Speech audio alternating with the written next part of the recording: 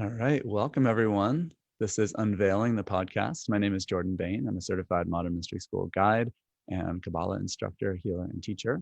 And my guest today is Alex Bynum, who's also a certified guide, healer, and teacher in the modern mystery school. And I first met Alex about 7 years ago. We've been working together ever since.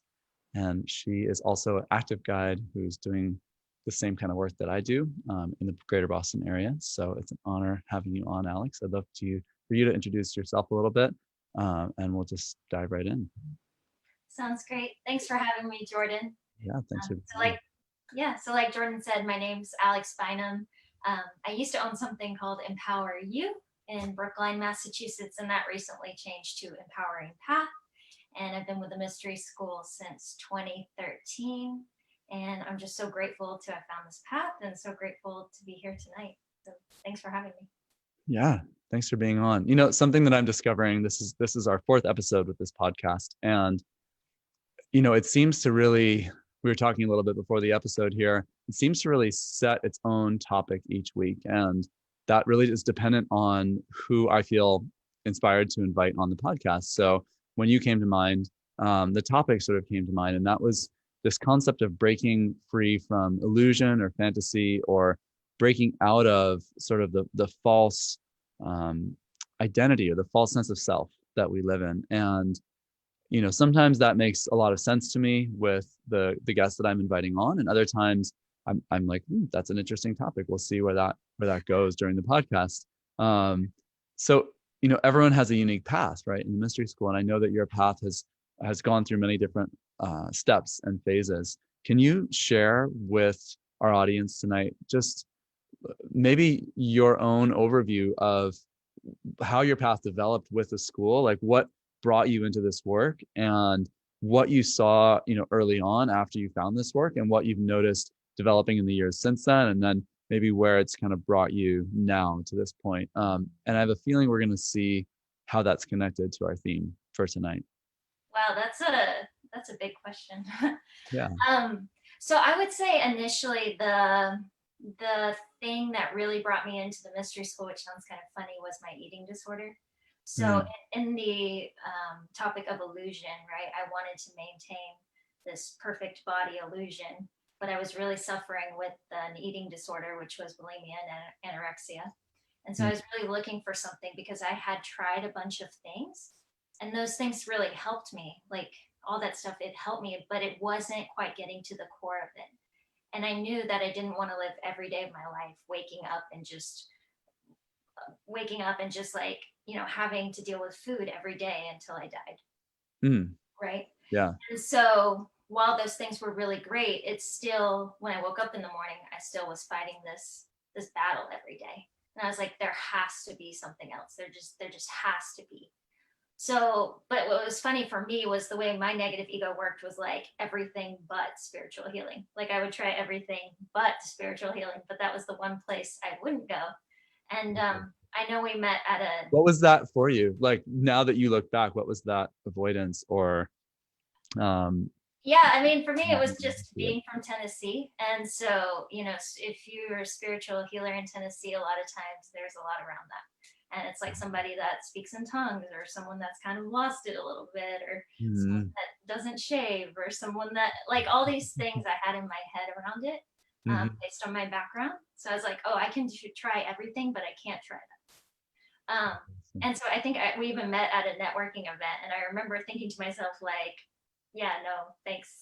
I'm all good. And I think even you said that you were like, yeah, that girl's definitely not coming in.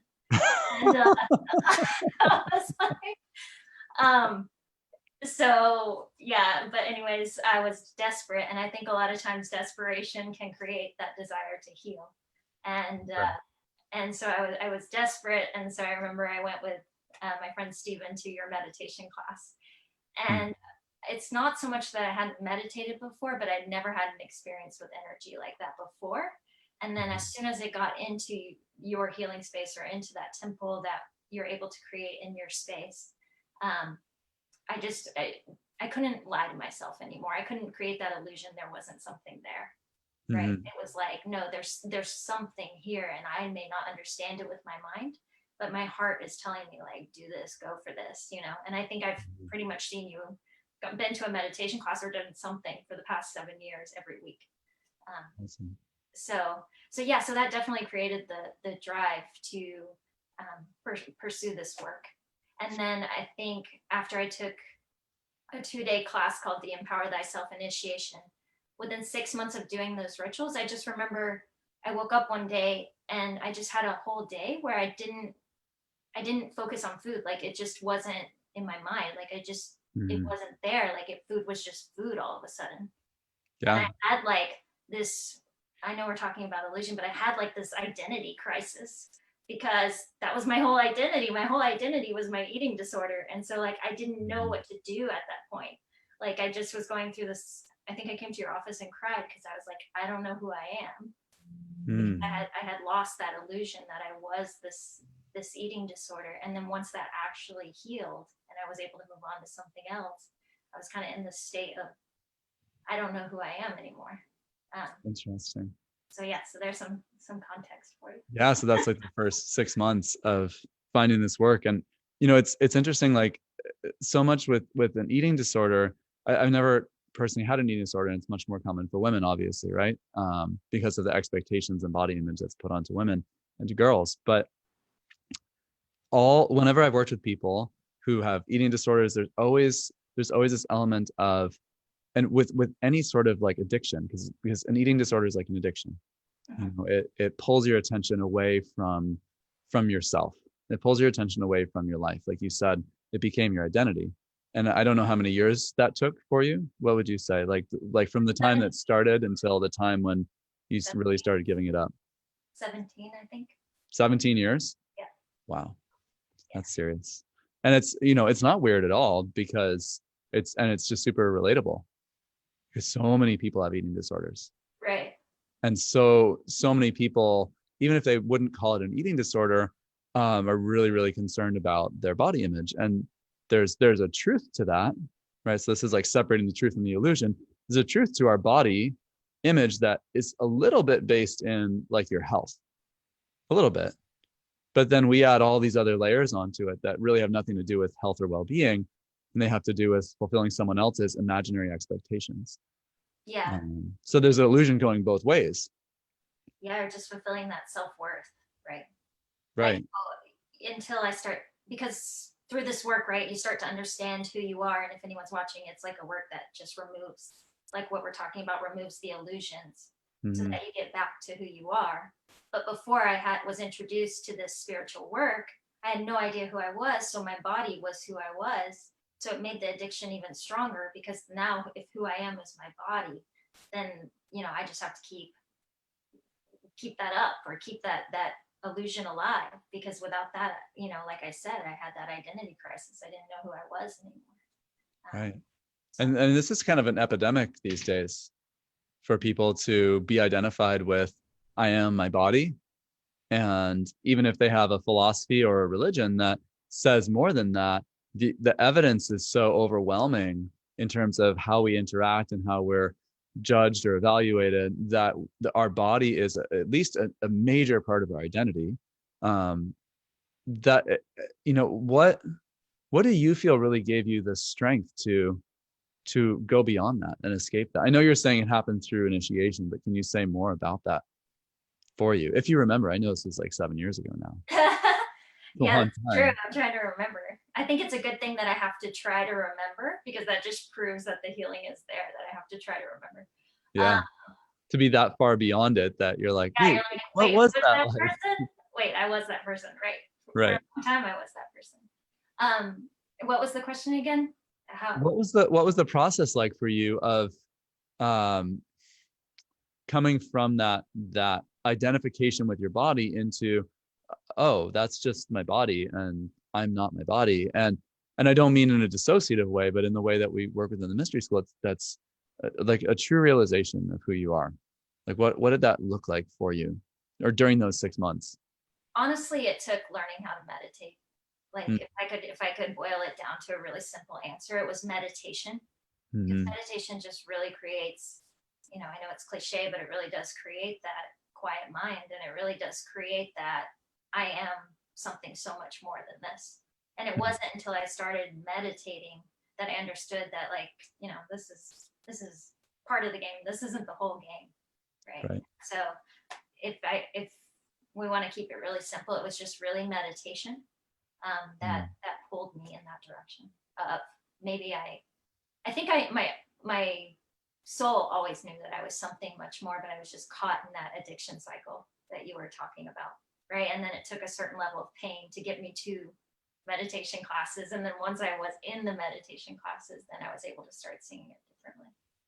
Makes sense. I mean, so many people wake up through their pain and through their suffering and through their disconnection with themselves. And so I think what you're saying is such a common experience, you know, that so many people are going through the same thing right now, maybe who are watching, maybe who have already found something that works for them, that helps them to get over that sort of human level identification, saying, I'm this body.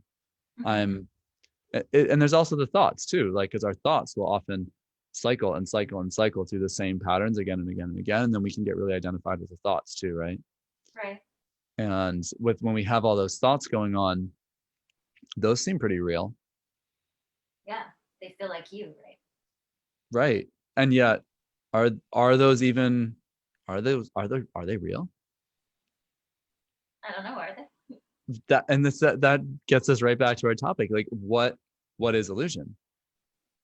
What is fantasy? I mean, if you have a lot of thoughts and they keep going in your mind again and again and again, someone's going to act them out, right? Like, you're going to act them out, or they're going to go somewhere else into your energy field. And based on spiritual laws and principles, they're going to come back to you and you're going to experience them. Right. So then you ask someone, well, are your thoughts real? And they go, well, heck yes, they are. Because look at my life. Look at the evidence is all around me that these thoughts are real. So it must be the truth. But then you ask a lot of people if their thoughts are real, and they'll say they're just thoughts, right? Yeah. And yet, do they act that way? Good point. Because we've been told through spiritual teachers and gurus and self-help books for the last 30, 40, 50 years in this country, at least, that, you know, your thoughts are subjective, or your thoughts are an illusion. Your thoughts are creating your reality, the law of attraction, all this stuff. Change your thoughts, change your life. We've heard all these things. If you've been around spiritual self-development, personal improvement type of work, these concepts are not new, right? You'd heard these things before as well, because you've done other self-improvement stuff. I think the difference is with the mystery school and with the path that we're walking, it's like, a lot of times I see people change your thoughts, change your life, and then it falls short. Like, they try to change their thoughts, and it's like, well, I can't change my thoughts. Like, they're just my thoughts. Like, they really struggle to change their thoughts. It's kind of like the one in the million, I find, like, makes it with that strategy. Yeah. Like, and I'm always curious who, like, when someone makes it with that strategy and then they try and teach other people that strategy and it doesn't really add up. Yeah. They're not trying to do anything wrong, but it's like, we have to look at the results. Right. You know, and I've touched into lots of other systems and trainings where, you know, you go to a seminar, you go to a weekend, and they get you really pumped up. And then at the end of the weekend, there's not really anything remaining because it's all been pumped up, but you still go home with the same thoughts. And more adrenaline. And more adrenaline, which is, you know, feels nice for a while, but burns you out. You know, I was reflecting on something this morning, how much I've changed over the last 15 years since doing this. And the things that have allowed me to change have never really been about changing my thoughts. My thoughts, though, have changed drastically, even from like 2 months ago or 5 months ago or 2 years ago or 10 years ago. My thoughts are completely different. But what changed them wasn't more thoughts. And that's why this is a mystery school rather than like a seminar company. Right. And it's why it's hard to put into words the kind of transformation that we go through as initiates. Right. Because there's what do you say about how to change your thoughts if it's not through thoughts, if it's not through words? Yeah, it's kind of like, it's like when you have a client in front of you, I'm like, I don't know, you should just do it, but I can't really talk about it. But it's awesome, but you should try it. Yeah. Because it is that thing that's really hard to explain, and yet it has these profound results, because I don't see the one in a million effect with people that do this work, right? Or Right. on this path. It's like, no, like everybody gets a result. Yeah. Especially the people that show up, they really get results. Yeah. It is pretty amazing. And not every single person who does this work wants to show up, Right. because it really challenges people. But, I see a majority of people do show up. And then the people who show up, they always get those changes and Yeah. those results. And here's the thing with fantasy, right? Are the changes always what they said they wanted? No. No. No, is it what they needed? Yeah. Yeah. And that's kind of like in the seminar world, that wouldn't really fly, because you're promising someone the results that they ask for. Right.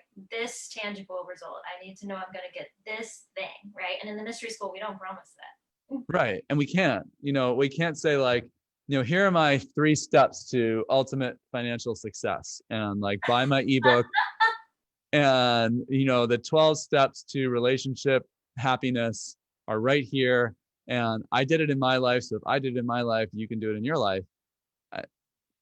That kind of gets back to the fantasy thing. Yeah, I'd be I'm really like, worried about you if you put out something like that. I'd be like, what happened? right. And yet that is so normal. Like my Facebook newsfeed is like a barrage, probably because of the things that I like or click on or go to, because it's all micro targeted advertising, right? But it's nothing but all these different ads for, improve your business, improve your life, improve your relationships, improve your health. And like, I have my special system, and it always comes back to like, well, it worked for me, and I can show you how to make it work for you too. Yet when you go deep with those things, a lot of them are just based on someone's experience of, well, it worked for them. I keep coming back to that. And just because it worked for them doesn't mean it's going to work for somebody else. Now, in the mystery school, we work with a system and a lineage that's worked for people for thousands of years, and it's worked for you, and it's worked for me, and it's worked for all the different guests that I bring on this show. And I think one of the only things that can really help people relate to it is our own personal stories. Yeah. Our own personal, like you saying, well, I had this eating disorder, and 6 months after I got initiated and started doing the rituals and meditating, I just one day woke up and I didn't really focus on food anymore. Yeah. And that's huge. I mean, food isn't something you can avoid. It's not like, well, I used to be a cokehead, and now I just stopped using Coke, and I don't need Coke anymore. Yeah. Like, you can't just stop using food. Yeah, they say that in 12-step programs. It's like, this one's a beast because you can't just put it down, right? Right. Exactly. Yeah. But I was going to say, I think one of the really cool things about mystery school is I love how like if people do the work, they get results. But one of the things I really love is that the person sitting next to me is usually very, very different from me.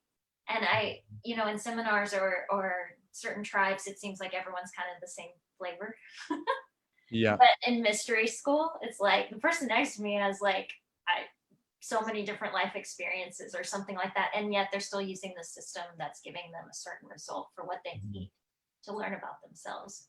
And I feel like I just really see that in the Universal Kabbalah program, where it's just like so many people from so many different paths, and yet there's that underlying spiritual badassery that people that want to like grow and move forward and know that this ancient lineage is going to give them a result. It may not be the illusion or the fantasy that they thought that they needed, but it will give them the result to take them to their next level.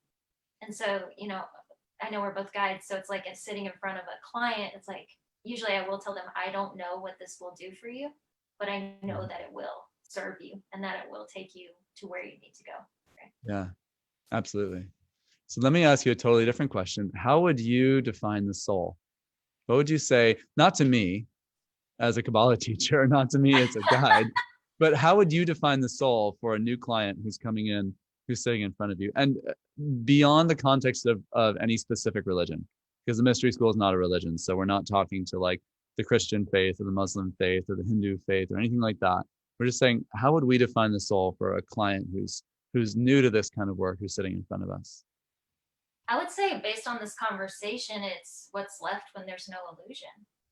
Hmm. Like what's left when there's no fantasy, when you strip away all that stuff, and what's left, right? And then that's, a lot of people are afraid of that, and yet it's that gold after all the illusion is gone.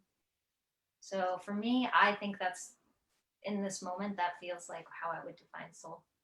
Interesting. And if you put that in context of like, we talk in the mystery school about how, humans, we have sort of a threefold nature. Like we have a physical body, we have our, which is obviously it's temporal, it's born, it gets old, it dies. And then we have our spiritual body or spiritual essence, which is who we really are as an eternal being. And that aspect of us has never really ever been born. And it's really never going to die. And it's that spark of who you really are within the greater cosmos, within the collective of everything that exists. So that's your spirit self. And then we say soul is that mediator that goes between, the physical and the spiritual. And the soul, it's not the illusions of the physical body anymore, but the soul has so many components to it. So if we're looking at our clients and we're thinking about how do we serve them,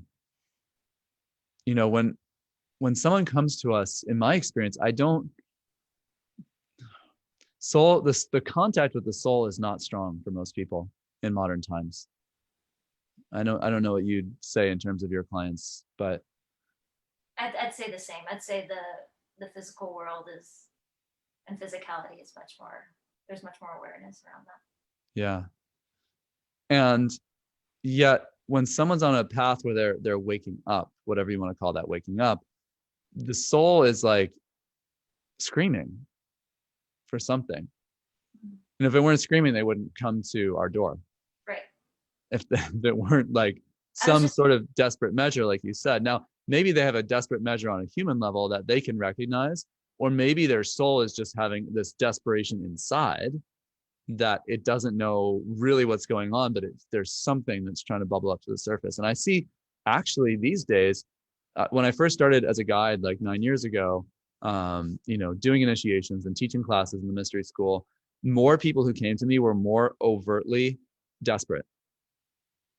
They were more obviously like, I really need help. And now more of the people who are coming, and just in my personal experience, and this is probably different for every guide and every person who does this work, are more like, actually, my life is pretty good, but like something in me is just really wanting and needing more, which is kind of exciting because things haven't had to break or shatter in their life necessarily to get them to wake up. So I'm seeing kind of like a new breed of clients coming through. I think at this point in history, it's like the different client is because people's souls are being called to something greater. And so I agree with you. It's like, yeah, before it was more like individual suffering that got someone through the door. And now it's like collective suffering. It's like, wow, I'm being called to do something about this. My life is good, but like there's a different calling here where I've got to step up. And so we're in that transition period. It's like step up time. Like, are you in, you out? Like, where are you going? It doesn't really matter what's going on. Well, I mean, of course it matters what's going on in your life, but like, regardless of what's going on in your life, people are either stepping up or that are coming through the door, right? Yeah.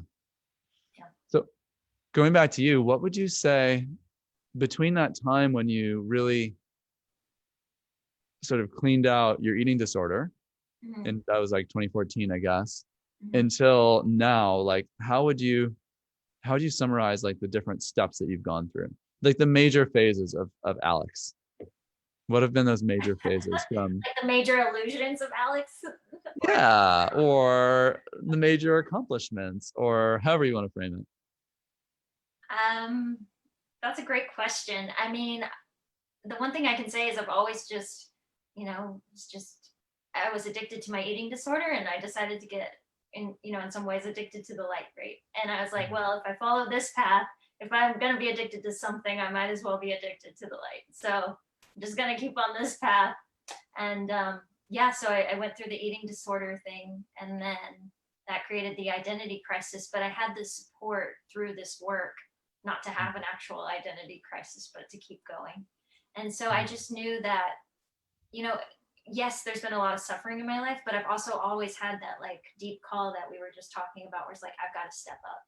And so, you know, so working with my individual suffering and then the stepping up by using the path is kind of what the last 6 years have been, and just like pursuing higher initiations. Mm-hmm. You know, another thing that I really worked on, and not to turn this into a medical thing, but you know, I don't have to take, I think it's okay to say this, but I don't have to take thyroid medication anymore because I had a lot of vocal issues. And I was like, well, I don't want my life to be, you know, taking prescription medication. So what do I need to do for that? So, okay, I'm going to use this universal Kabbalah program we have, and I'm going to work with that.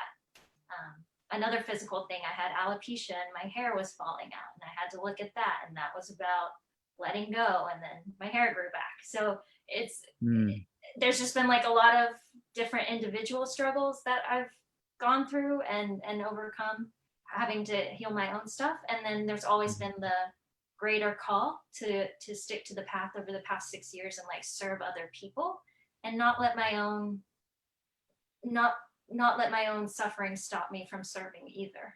So it's kind of been both. And I think one time someone said to me, you know, you only have to be one step in front of another person to help them, right? You only have to be able to reach back and just pull them up a little bit, right? And like if we all just do that, then we're going to create a better world. And so I knew even in the midst of all this individual stuff that I was going through, it was like, okay, but like even from that place, I can still, you know, just grab someone's hand and be like, hey, like you can do this, you can heal. And of course, in the serving of others, I serve myself too. So. Interesting. I mean, you have such a unique, knowing you for the last 7 years, you have such a unique way of employing your courage. Like you really are able to summon courage in a unique way that no matter what's going on for you, I've always seen you like pull through and be able to serve other people even when you're going through your own stuff. What would you say, like what's your process with that? What's the secret sauce? Oh man, I don't know. I don't know if there is a secret sauce. I think it might just be that I don't know. You got me. I don't know. I think it might just be an individuality thing. I'm not sure. Well, maybe I'll ask it this way. So when you feel like things are getting you down, what's your process of getting back up?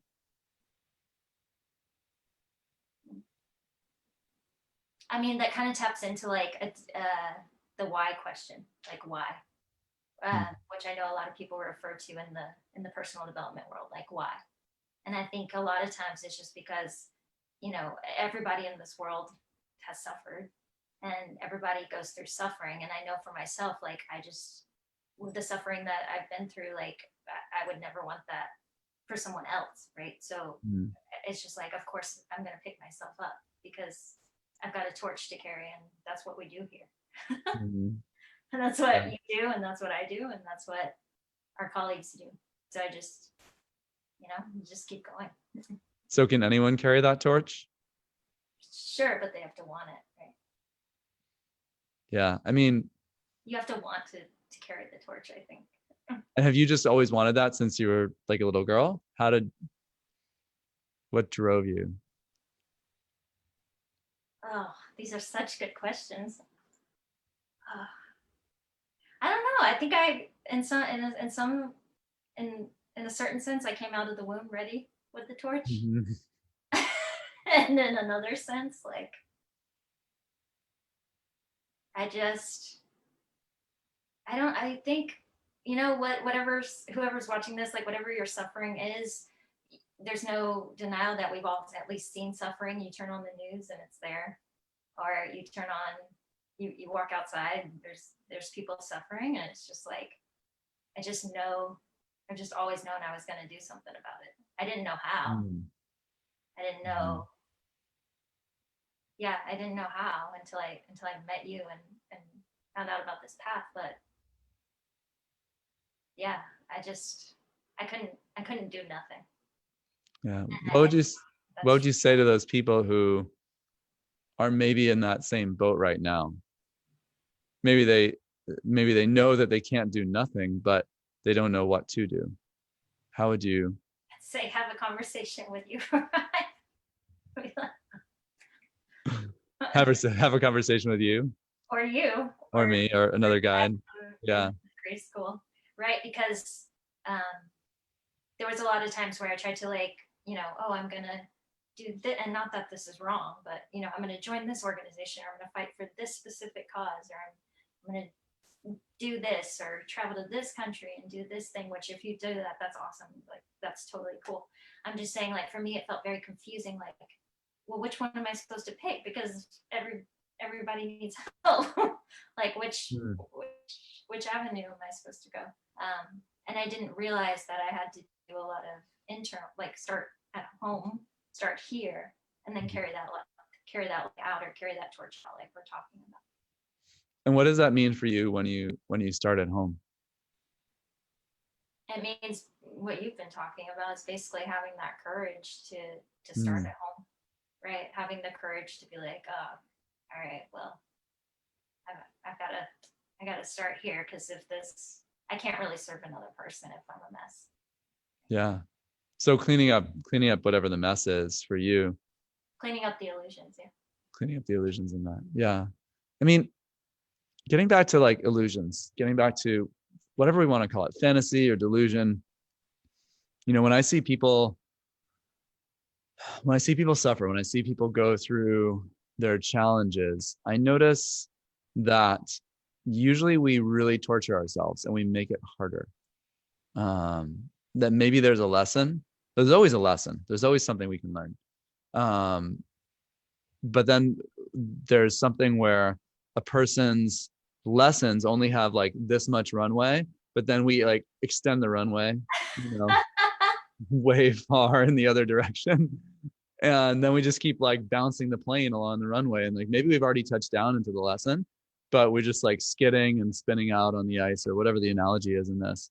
And then eventually the plane like crashes into the forest at the other end, and we Yeah. get out. And, you know, it's like, They're like, okay, I guess I'm done now because the plane. yeah, the plane burned down, but you could have just like gotten out on the runway and like gone and given your family a hug and said hi and gone through passport control. Um, so, you know, I don't know what it takes for people, because everyone's different. Everyone has like a really unique set of things that bring them to the light. But the mystery school is like a doorway that is just always there. And it's always saying, you can bring your fantasy, you can bring your delusion, but we're going to help you get over it. Mm. We're going to just help you step out of it. Like, do you want to step off the plane? Or do you want to just wait until it crashes in the trees? Because it's going to eventually. Like, like your fantasies, your delusions. I don't mean you specifically, to anyone. Let's make it personal. My fantasies, my delusions, as long as I keep them going, like I have a certain amount of time to them, and I can extend that time out a good long ways. But then eventually I hit the end of the runway. And that's, I've done that before, before I found the school. And it was not pretty. And I even did that maybe for a few years after I found the school on certain things. Like I just really played things out. But timing is everything too, in terms of illusions. And time is a big illusion. Mm. Like the illusion that, let's say it this way, let's be really direct, the illusion that like you have lots of time. Right. Like you've got lots of time to figure it all out. I think there's a You've got Buddha lots of time to, just do the same thing again and again. And you've got lots of time to play out the pattern. Like, do we really have that time? Well, Buddha would say the trouble is you think you have time. I think you have time, You think you have but life is not. Um, life is not long. I mean, life is longer now than it's been on the planet in a while, but that's not long. People used to die when they were 35. Now we die when we're 75 or 85 or 95. How many of those years are even like good years though for people? And so many people are sick physically by the time they're in their 30s or 40s nowadays. It's like an epidemic. And then lots of people, it's sort of like a wave of people, Facebook friends and acquaintances like that, like dying over the last like a couple of weeks ago. There's like these waves of people who seem to die. Maybe it's just my Facebook feed, but I only just turned 40, and yet I know lots of people who are dying, and they thought they had lots of time. So do you think the collective's waking up to we don't have as much time as we thought? Because I do. I hope so. I hope that's one of those fantasies that's going out the window, on a collective level, that, oh, you've got lots of time. I see more young people waking up for sure, which is good. Although waking up and realizing your destiny and your purpose and how precious your life is, those sorts of realities are not always the same thing. Like, people can wake up to spirituality, but then if they don't really dig into the work of spirituality, the work of working on themselves and releasing their own illusions and taking off their own masks, then spirituality just becomes another escape that wastes more time. And that can be a real trap too. And we can think, well, I did the 12 steps toward marital happiness and Bob's program for marital happiness, and so I really worked on myself. But then you get into Kabbalah and you're like, I've never worked on myself. I don't think I've ever worked on myself. Because why am I not married anymore? What happened? Why am I not married anymore? Yeah, my marriage is going great. And then I got into Kabbalah, and then it all fell apart. Not because Kabbalah really, although in a certain sense, sure, but it fell apart because your marriage wasn't really going great. Like you put all these, rubber duckies in the bottom of the tub so it wouldn't drain out, but it didn't. It's not the same thing. Right. And so it's very easy to pretend. That's like 10,000 times easier to pretend that you're doing well. It's safe to pretend, right? It's safe, yeah. And if I don't have to accept my reality, then I get to live in a fantasy, right? And that's what a lot of our world is based on, is how do I check out, right? That's what makes money. How do I check out? And so we have this unique thing that we offer the mystery school. It's like, hey, don't check out, check in. And people are like, oh God, no.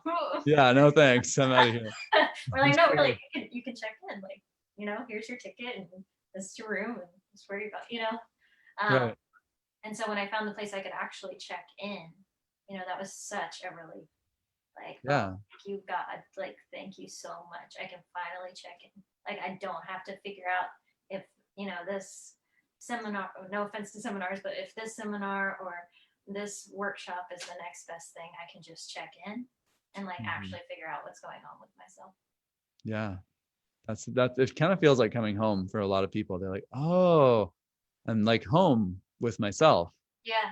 Like, I'm here. I've had people say many times, like, I feel like I can feel my body for the first time in a new way. I feel like I can feel, some people have said to me, I feel like I can feel my feet. Like I'm actually in my feet. I had feet before, maybe I'm even a marathon runner and I use my feet every day, but I couldn't even feel them. I didn't even know that they were really there. Of course I knew they were there. They weren't like, they didn't have, sensory issues that they couldn't tell that they had feet. But the sensation of living in their body is so profoundly enhanced and deepened through just something as simple as life activation. Right, because you've been checked out for so long. Yeah. I remember even when I got life activated, which for an eating disorder felt kind of funny, but I felt like I weighed like 200 pounds. Like I was like, what just happened? Because I just was here, right? Like I was actually in my body, and I know that might sound weird to someone watching, but it was like, whoa, like my feet are on the plant. Like what is happening? Yeah. And that was another way of going from checking out to oh, I'm here. I'm not there. I'm here. Right? So.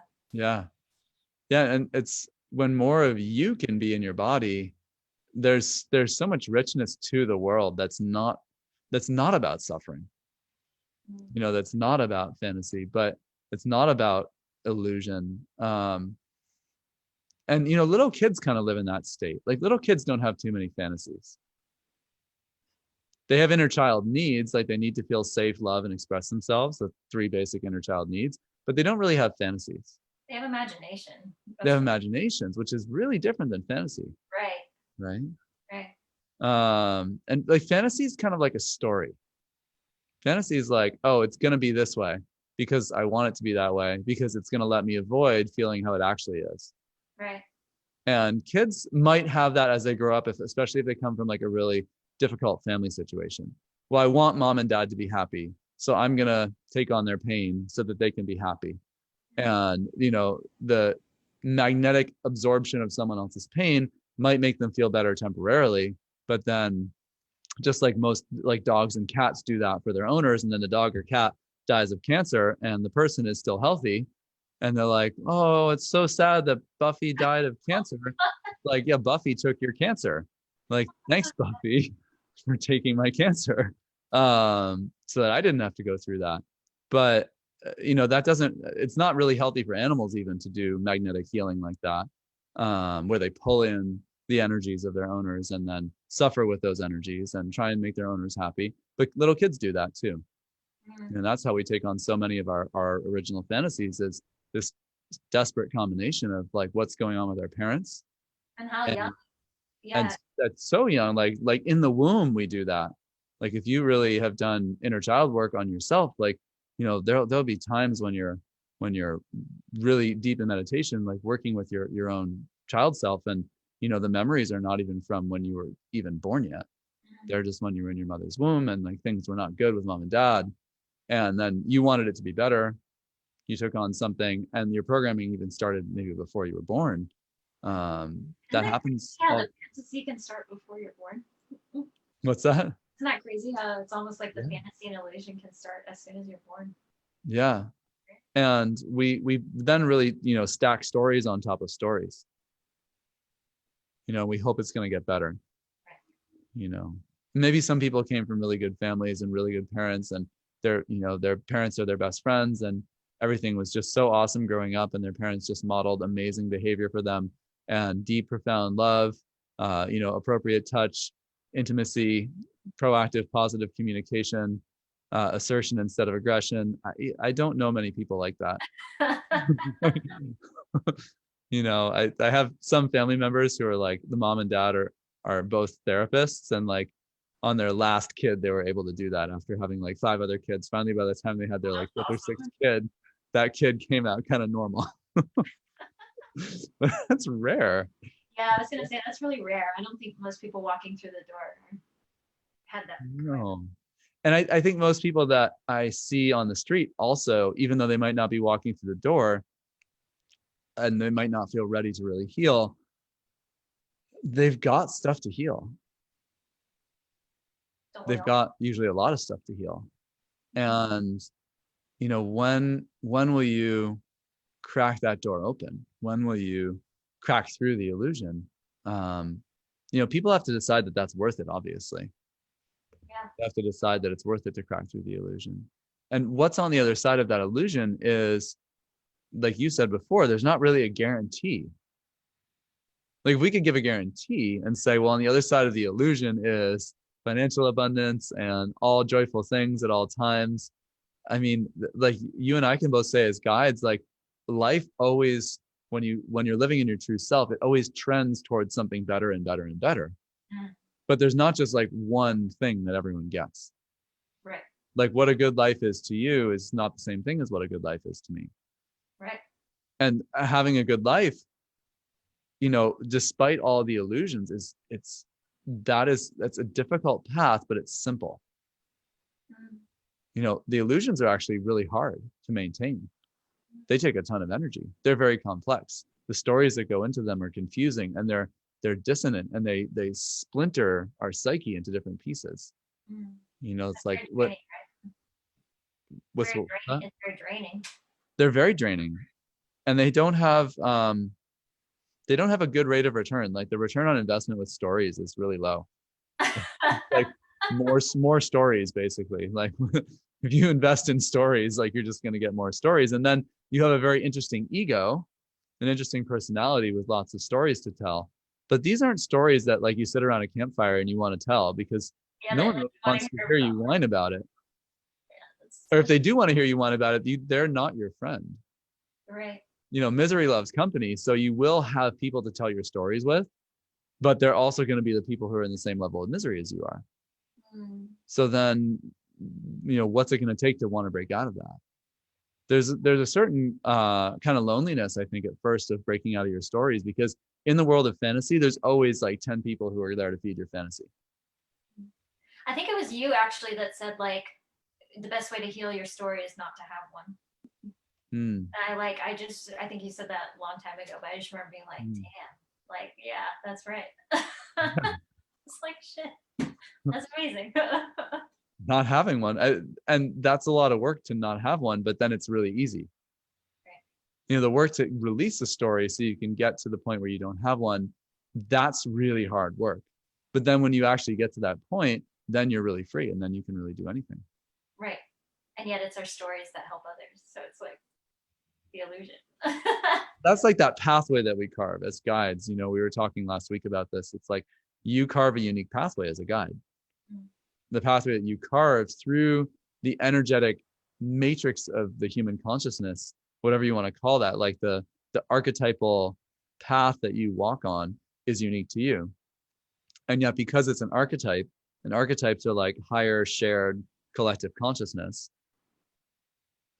anyone who has similar archetypal energy, meaning that their subconscious psyche is oriented toward roles and identities similarly to you, or similarly to the way that your psyche is oriented to roles and identities, because archetypes are about who we are and how we relate to other people, and how we relate to the actions and behaviors and interactions that we have with others. So your unique set of archetypes, as you heal, everyone who shares similar archetypes, similar roles and identities in their life, someone who's gone through something somewhat related to what you've gone through, it's like you're carving a path for them as an initiate, especially as a higher initiate, like a guide or a ritual master at the higher levels of initiation in the mystery school. We're carving pathways that tens of thousands or maybe even millions of people can follow those pathways. Mm. And everyone is carving a pathway through their own life as they learn, but at what pace, at what level are they carving that pathway? How many people can walk on that pathway? Are they carving it really broadly and widely and laying down this huge foundation that other people can then walk more easily on their pathway? So, carving that pathway in a certain sense is carving right through the world of illusions. Yeah, I was about to say the best way to heal your illusions is to carve your path, right? Yeah. Like that's how you heal the illusion is you carve it or you create Yeah. it. Right? Which creates a new story, but it's a story of like your soul.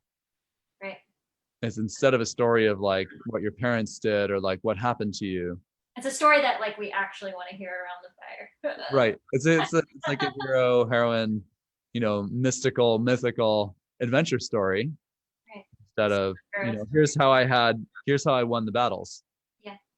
Yeah. What's so cool about the mystery school is like, here's the tools. Here's the tools. You've been through that. Cool. You've been through that. Cool. That's your story. Here's how you're gonna carve it. Yeah. Amazing. Well, we are at the end of our time. Seriously? Yeah. That was so fast. I told you it happens fast. Awesome. So thank you for joining me tonight. Yeah, thank you. I really enjoyed it. Yeah. So this is Alex Bynum. I'm Jordan Bain. We're both Modern Mystery School guides. It's been over 45 minutes now, so we're going to sign off. Love you, and see you next week. Take care. Thank you.